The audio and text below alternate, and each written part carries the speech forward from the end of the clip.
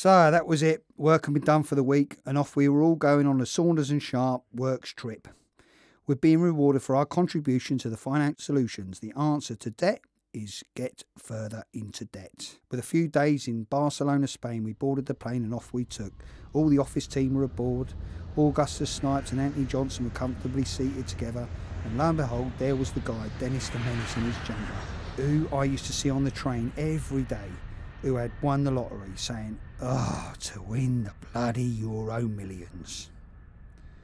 I was happily sitting down with Julie having a wee tipple when August Snipes approached us saying, "I haven't forgotten that last prank you pulled on me, inclusion with Jeff, telling me I was looking at 8 years for embezzlement. Well, I've plans for you in the future." And Anthony Johnson gave me a sinister look. So that was the day trip off to a flying start, being threatened by Augustus.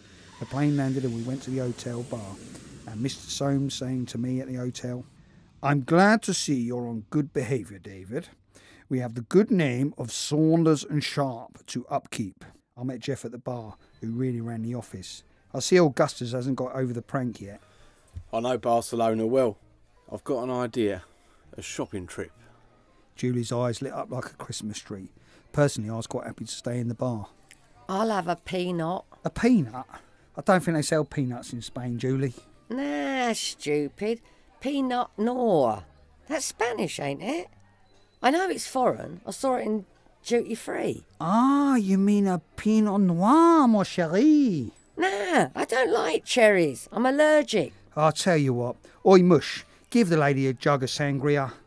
Blimey, I was getting brain drain. After Julie polished off her jug, I knocked back a couple of San Miguels, hoping I gently managed to pull off a reasonably cheap afternoon's happy hour sitting under a brolly watching the world go by. Right, drink up. A girl in the loo just told me there's a great outlet store nearby.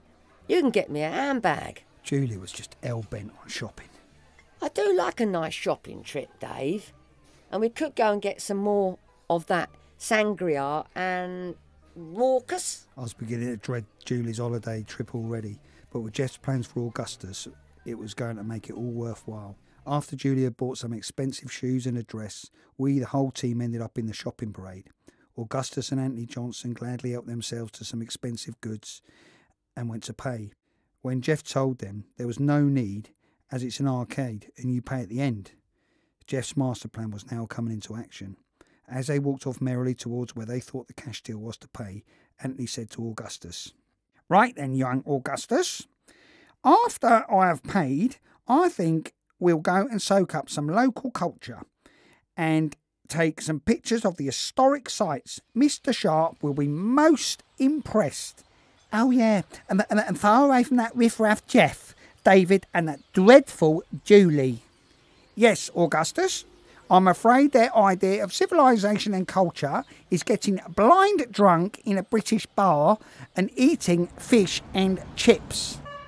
And with that, a screeching car pulls up and 4 police officers climbed out and made their way towards Augustus and Anthony, with an irate shopkeeper screaming and hollering in Spanish, pointing at Anthony and Augustus. They were told they were under arrest for shoplifting by an English-speaking copper. But